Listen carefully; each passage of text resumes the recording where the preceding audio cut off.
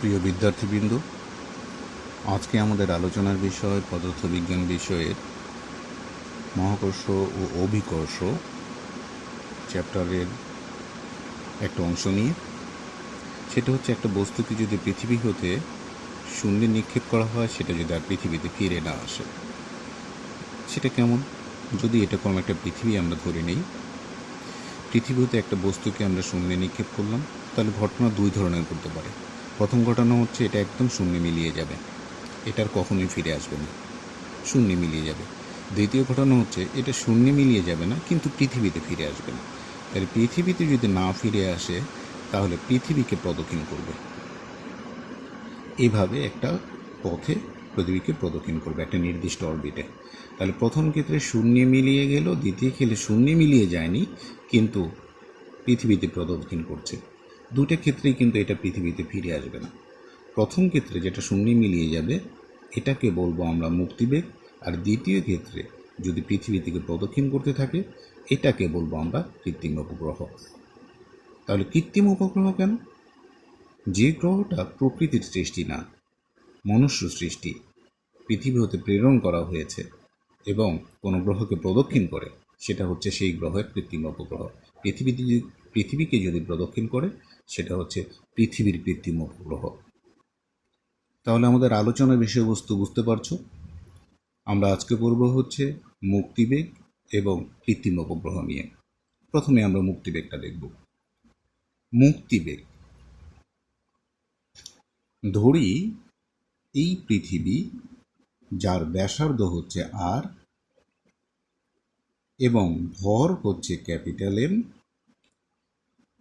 এই পৃষ্ঠ হতে একটা বস্তু যার ভর হচ্ছে স্মল এম, এটাকে আমরা শূন্যে নিক্ষেপ করলাম যে বেগে, সেই বেগটার নাম বললাম ভিই for escape velocity. ভিই escape velocity, escape মানে পলায়ন, মানে ফিরে আসবেন। ভিই বেগে যদি নিক্ষেপ করি, এটা শূন্যে মিলিয়ে গেল। তাহলে কোথা থেকে নিক্ষেপ করেছি? ব্যাসার্ধ আর ব্যাসার্ধের বৃত্তাকার একটা গোলকের উপর থেকে এইটা হলো অসীম দূরত্বে চলে গেল। শূন্যে মিলিয়ে গেল মানে দূরত্ব নির্ণয় করা সম্ভব না, অসীম দূরত্বে চলে গেল। এখানে আমরা যদি বস্তুটার মধ্যে, এই দুইটা বস্তুর মধ্যে যদি অসীম দূরত্বে চলে যায়, সেক্ষেত্রে আমরা কাজ যদি দেখি, কত কাজ ঘটেছে, তাহলে এখানে প্রথমে আমরা দেখি মহাকর্ষ বলটা কত কাজ করে। যে কোনো দূরত্বের মহাকর্ষ বল হচ্ছে G M M divide by R square. যে কোনো দূরত্বে আর এর মানটা এখানে হতে পারে, এখানে হতে পারে, এখানে হতে পারে, এখানে হতে পারে, পৃথিবীর কেন্দ্রেও হতে পারে, আবার অসীমেও হতে পারে। এটা হচ্ছে মহাকর্ষ বল। তাহলে এখান থেকে তাহলে আর এর মান, আর হতে এটাকে নিয়ে যাব হচ্ছে, আর এর মান যদি অসীমে নিয়ে গেলে যে কাজ সম্পন্ন হবে, এই কাজের পরিমাণ, ওয়ার্ক ডান যদি দেখি, তাহলে হবে এই বলটা আর ডিআর। কোত্থেকে নিয়েছিলাম? পৃথিবী পৃষ্ঠ হতে অসীম দূরত্বে। এখন এফ এর মান যদি এটা আমরা বসিয়ে দিই, তাহলে এফ এর মান বসিয়ে দিলে কত হচ্ছে? এটা হচ্ছে G M divide by R square, আর এর মান ক্যাপিটাল আর থেকে, আর এর মান ইনফিনিটি ডিআর। এই মানটা যদি আমরা দেখি, তাহলে ওয়ার্ক ডানের মান হবে জেনারেল ক্যালকুলেশনে, এটা হবে G M M divide by R. এতটুকু কাজ সম্পন্ন হবে যদি বস্তুটাকে আমরা পৃথিবী পৃষ্ঠ হতে অসীমে প্রেরণ করি। তাহলে এটা হলো কাজের পরিমাণ। তো আমরা কাজ শক্তি ক্ষমতা থেকে জেনেছি কৃত কাজ এবং গতিশক্তি সমান। তাহলে কাজ আর গতিশক্তি যদি সমান হয়, তাহলে এক্ষেত্রে যদি আমরা দেখি কাজ আর গতিশক্তি সমান, কাজ সমান সমান kinetic energy, change in kinetic energy, basically একটা চেঞ্জ ইন কাইনেটিক এনার্জি। তাহলে এখানে কাজ আর গতিশক্তি সমান। যদি একটা স্থির বস্তুকে যদি আমরা গতিশীল করতে যে কাজ সম্পন্ন হয়, সেটাকে আমরা গতিশক্তি বলি। তাহলে সেক্ষেত্রে কাজ আর গতিশক্তি সমান, কাজ শক্তির উপপাদ্যে দেখি চেঞ্জ ইন কাইনেটিক এনার্জি, একই কথা। তাহলে এখানে যদি আমরা গতিশক্তির পরিমাণটা দেখি, তাহলে গতিশক্তির কত? Half M V square, V মানে ভিই, যেহেতু এটা ভিই বেগে নিক্ষেপ করা হয়েছে, তাহলে সেক্ষেত্রে আমরা এই কাজের পরিমাণ যদি দেখি হাফ এম ভিই স্কোয়ার, এটার মান হচ্ছে এটা, এই ডব্লিউ এর পরিমাণ। তাহলে ডব্লিউ হচ্ছে জি ডিভাইড বাই আর।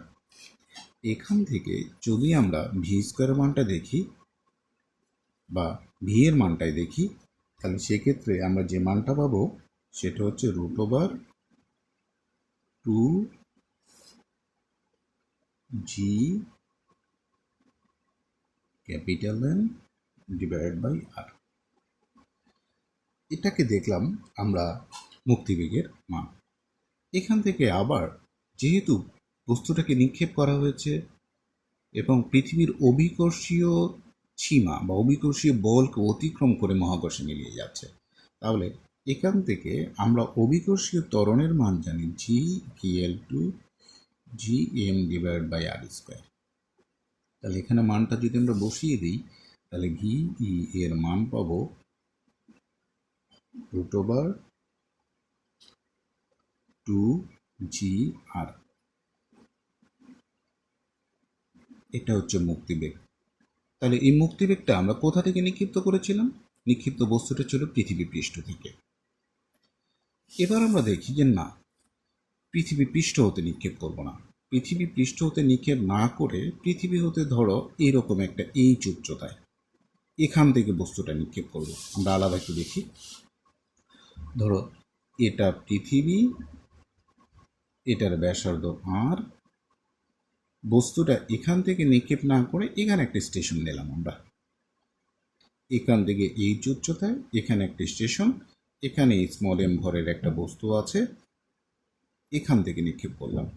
এখন দেখো দুই ক্ষেত্রে কি মুক্তিবেগ একই হবে? না, এখানে মুক্তিবেগ আলাদা হবে। কি কারণে? এখানে জি এর সাথে সম্পর্ক আছে, তাহলে এখানে জি এর সাথে সম্পর্ক যেহেতু আছে, তাহলে এখান থেকে নর্মালি আমরা দেখতে পাচ্ছি V is directly proportional to root G. তাহলে এই বিন্দুতে যেহেতু আর পৃথিবীর পৃষ্ঠে জি এক না, সেক্ষেত্রে জি এর পরিবর্তন হচ্ছে। তাহলে জি এর পরিবর্তন হওয়ার কারণে আবার আরেকটা ব্যাপার আছে, দেখো V is directly proportional to root over R, এখানে পাচ্ছি। এখানে দেখো এখান থেকে দূরত্বের একটা পরিবর্তন হয়েছে, তাহলে এখান থেকে এই যে আর, এখানে আর এর মান বলতে পারি ক্যাপিটাল আর প্লাস এইচ। তাহলে এখান থেকে দেখা যাচ্ছে যেহেতু জি এর মানের পরিবর্তন হচ্ছে এবং ব্যাসার্ধেরও পরিবর্তন হচ্ছে, অর্থাৎ দূরত্বেরও পরিবর্তন হচ্ছে, সেক্ষেত্রে মুক্তিবেগেরও কিছু আমরা পরিবর্তন দেখব। তাহলে পৃথিবী হতে এইচ উচ্চতায়, তাহলে এইচ উচ্চতা একটা বস্তু হতে, তাহলে এখান থেকে দেখব ভূপৃষ্ঠ হতে এইচ উচ্চতায়,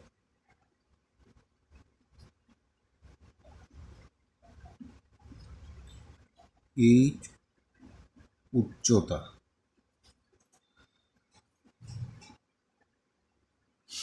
হতে নিক্ষিপ্ত বস্তু।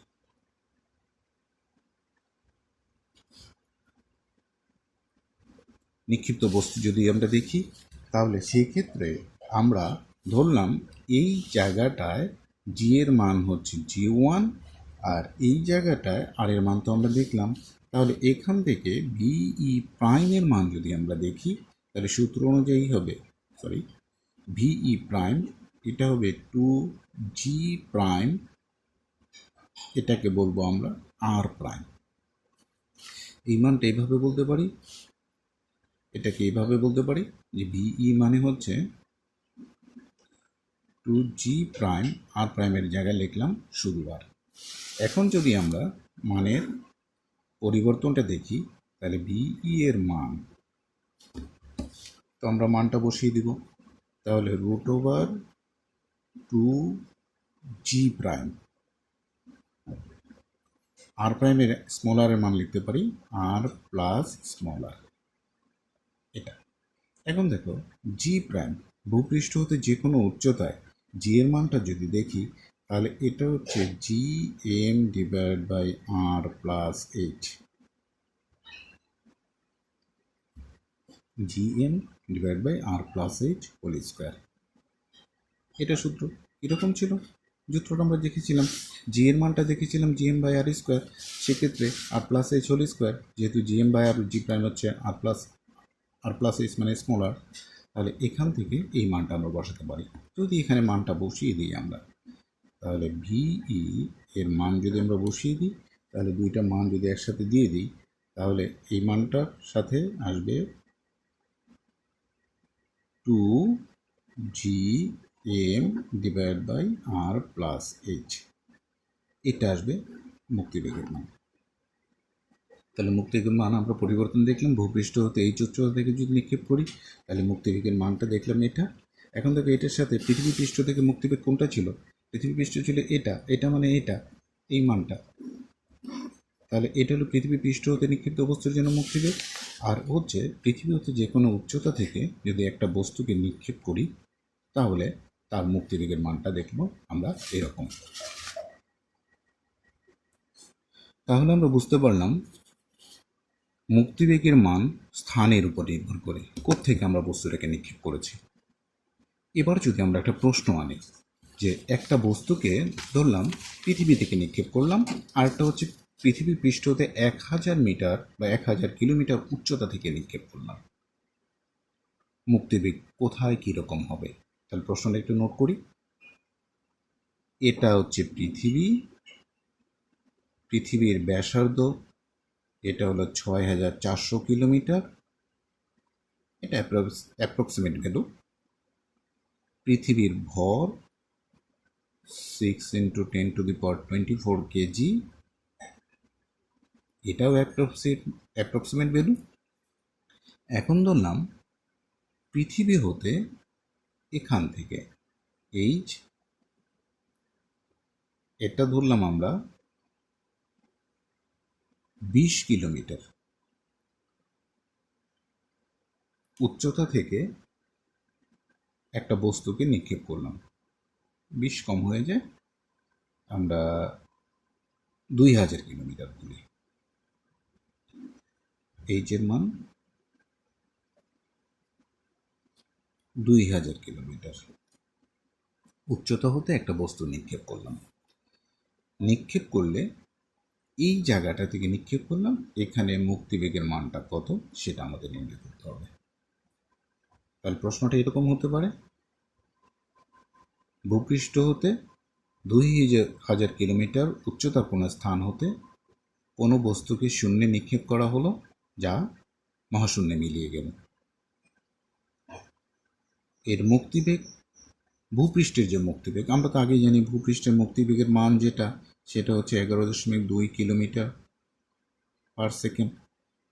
এখন এইখানে যদি মুক্তিবেগ এটা হয় ভি প্রাইম হয়, এখানে যদি ভিই হয়, তোমাকে প্রমাণ করতে হবে V prime is not equal to ভিই, এটা, অথবা V prime is less than ভিই, এটা গাণিতিক যুক্তি সহকারে দেখো।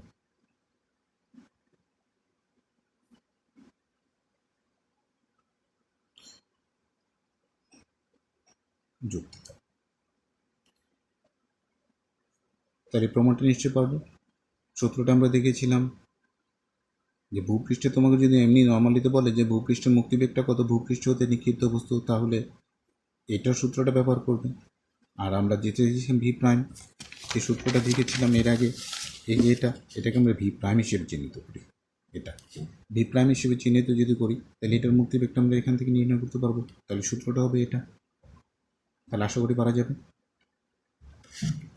তো এটা হলো মুক্তিবেগ নিয়ে প্রশ্ন বা মুক্তিবেগের নিয়ে আলোচনা। তাহলে বস্তুটা শূন্যে মিলিয়ে যাবে। প্রশ্নটা যদি মুক্তিবেগের সংজ্ঞাটা আমরা চিন্তা করি তাহলে ব্যাপারটা কিন্তু শূন্যে মিলিয়ে যাবে, পৃথিবীতে ফিরে আসবে না কথা বললে কিন্তু ক্লিয়ার হচ্ছে না। কারণ হচ্ছে এটা তো পৃথিবীকে প্রদক্ষিণ করতে পারে, সেটা তো পৃথিবীতে ফিরে আসবে না। তাহলে মুক্তিবেগ বললে অবশ্যই তোমাকে আইডেন্টিফাই করতে হবে যে বস্তুটা মহাশূন্যে মিলিয়ে যাবে। পৃথিবীতে ফিরে আসবে না কথা বললে অর্ধেক কথা হয়, মহাশূন্যে মিলিয়ে গেলে কথাটা বললে পূর্ণ কথাটা এখানে প্রকাশ পায়। তাহলে এটা গেল আমাদের মুক্তিবেগ। এরপরে আমরা যে জিনিসটা দেখব সেটা হচ্ছে কৃত্রিম উপগ্রহ। আর এবার আমরা দেখব হচ্ছে কৃত্রিম উপগ্রহ।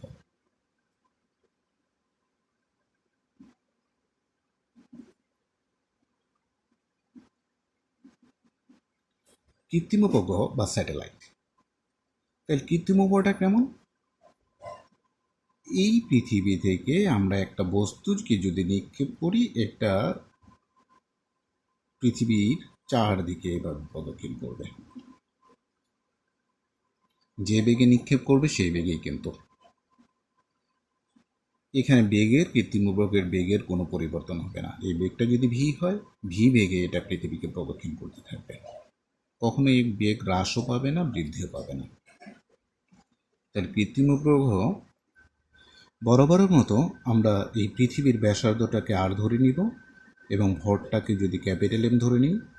আর যদি যে বস্তুটাকে আমরা নিক্ষেপ করলাম সেই বস্তুটার ভর যদি স্মল এম ধরে নিই, তাহলে কৃত্রিম উপগ্রহটা যদি এখান থেকে নিক্ষেপ করি, নিক্ষেপ করলে পৃথিবীকে ভি বেগে প্রদক্ষিণ করবে। প্রদক্ষিণ করলে তার একটা কেন্দ্রমুখী বল কাজ করবে। সেই কেন্দ্রমুখী বলের মান হচ্ছে M V square divide by R. এই আরটা কত?